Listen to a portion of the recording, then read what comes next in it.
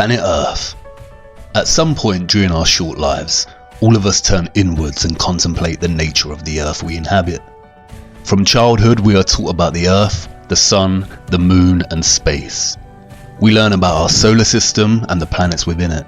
We learn about the Milky Way and the infinite vastness of space.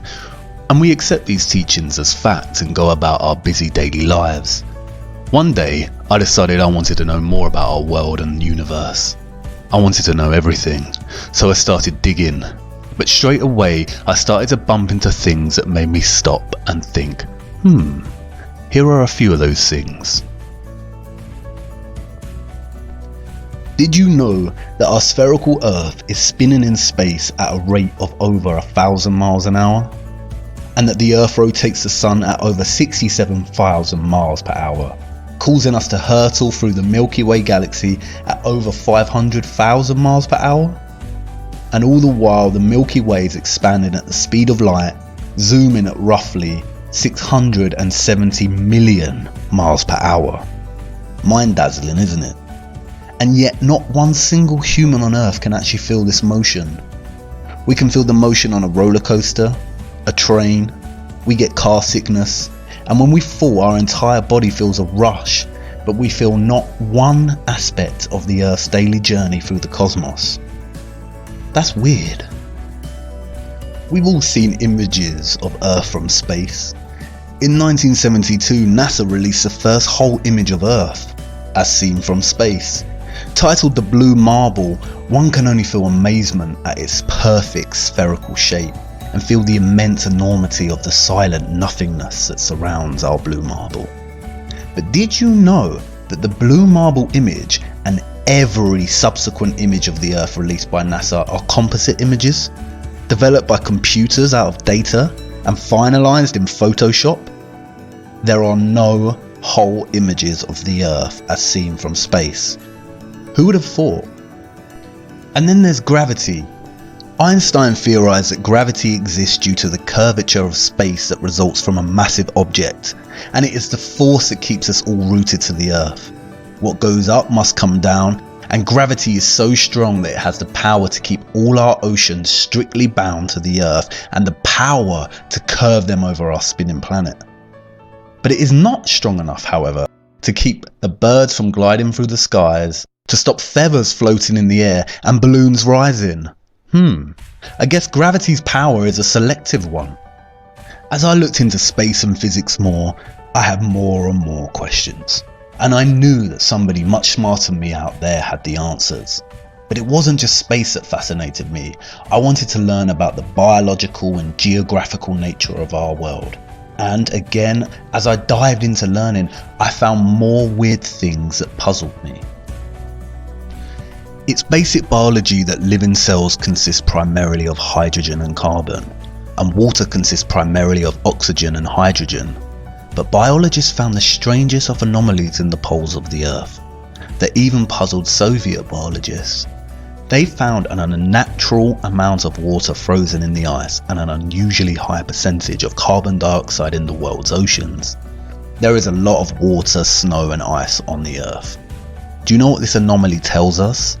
It tells us of a great worldwide fire in the Earth's history that, biologists have suggested, carried away 99% of the world's biosphere. What really puzzles me is that figure, 99%. That means that everything alive on Earth is now 20,000 times less in volume, and the biochemical mass of all living things is much less than before this huge fire. Wait, what? What did living things look like before that fire? There's no doubt that we could benefit from extensive scientific study in our poles, but did you know that Antarctica is the only continent on Earth that actually belongs to nobody? In 1959, the nations of the world signed the UN treaty ensuring that no country has claim to Antarctica. The treaty prohibits and regulates all global activity on the continent. Wait, come again? Since when has any nation given up their drive to own and exploit any land on Earth? I kept researching, which just opened up question after question, Some things just didn't make sense to me, and it seemed that many pieces of the larger puzzle were missing or just unanswered. And then I stumbled on something so ridiculous and absurd, I did not know whether to laugh or become angry. Meet the Flat Earth Society, a group of like-minded individuals that hypothesize that the Earth is not actually a globe in a vast and evolving universe, but a flat and stationary plane. At first I thought it was a joke, or some kind of vigilant, religious and creationist denial of scientific advancement. Humanity lived in the dark ages for years, and we finally have objective, progressive science advancing our understanding of this great mystery, and flat earthers think it's okay to promote such anti-scientific theories. Nonetheless, I thought I'd check it out before dismissing it completely.